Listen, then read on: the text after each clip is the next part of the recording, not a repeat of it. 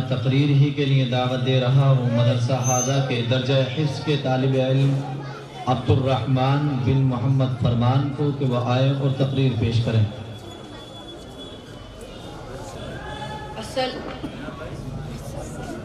السلام علیکم ورحمۃ اللہ وبرکاتہ۔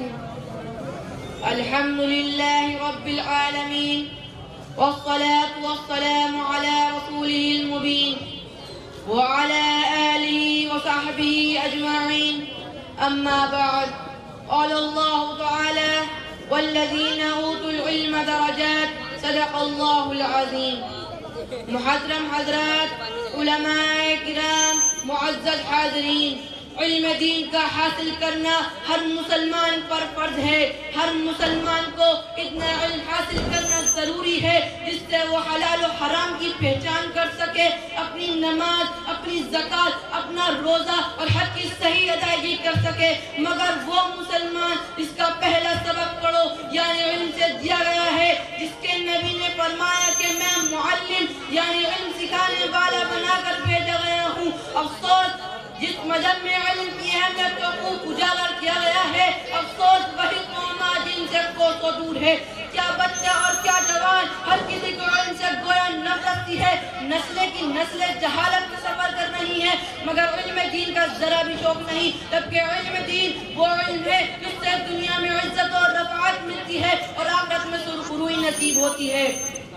حضرات سنیے اور غور سے سنیے، علم کا اللہ کے لیے سیکھنا اس کے خوف کے حکم میں ہے، اس کی طلب میں نکلنا عبادت ہے، اس کو یاد کرنا تسبیح ہے، اس کی تحقیقات میں بحث کرنا جہاد ہے، اس کو پڑھنا صدقہ ہے، اس کا اہل پر خرچ کرنا اللہ کے یہاں قربت کا سبب ہے۔ علم جائز و ناجائز کے پہچاننے کی علامت ہے، جنت کے راستوں کا نشان ہے، وحشت میں جی بہلانے والا ہے، سفر کا ساتھی ہے، تنہائی میں محدث ہے، خوشی و غم میں دلیل ہے، دشمنوں پر ہتھیار ہے۔ حق تعالی شانہ اس علم کی بدولت جماعت علماء کو بلند مقام عطا فرماتا ہے، وسیع خیر کی طرف بلانے والے ہوتے ہیں اور ایسے امام ہوتے ہیں ان کے نشان و قدم پر چلا جائے، ان کے کردار کی اتباع کی جائے، ان کے رائے پر عمل کیا جائے، فرشتے ان سے دوستی کی چاہت کرتے ہیں اور اپنے پروں کو ان کی راہ میں بچھا دیتے ہیں۔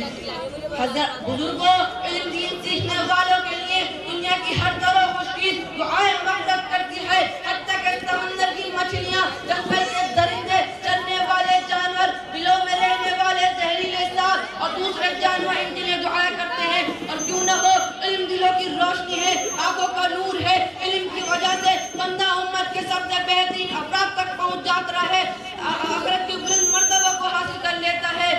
اس کا مطالعہ روزوں کے برابر ہے، اس کا یاد کرنا تہجد کے برابر ہے، اسی سے رشتے جوڑے جاتے ہیں، اسی سے حلال و حرام کی پہچان ہوتی ہے۔ وہ عمل کا امام ہے اور عمل اس کے تابع ہے۔ نیک بخت لوگوں کو اس کی توفیق دی جاتی ہے اور بدبخت لوگ اس سے محروم رہتے ہیں۔ حضرات جو قوم دنیا میں جاہل رہتی ہے، علم سے دوری اختیار کرتی ہے، اس کی حیثیت زمین پر مردے جیسی ہے، وہ قوم کبھی ترقی حاصل نہیں کر سکتی۔ ہمارے لیے ضروری ہے کہ ہم علم دین حاصل کریں، اپنی آخرت کو سنواریں، کیوں یہ عزت ہے، یہی ہمارے نجات کا سامان ہے۔ اللہ تعالی ہم سب کو سننے سے زیادہ عمل کرنے کی توفیق عطا فرمائے۔ وآخر دعوانا الحمد للہ رب العالمین۔ السلام علیکم ورحمۃ اللہ وبرکاتہ۔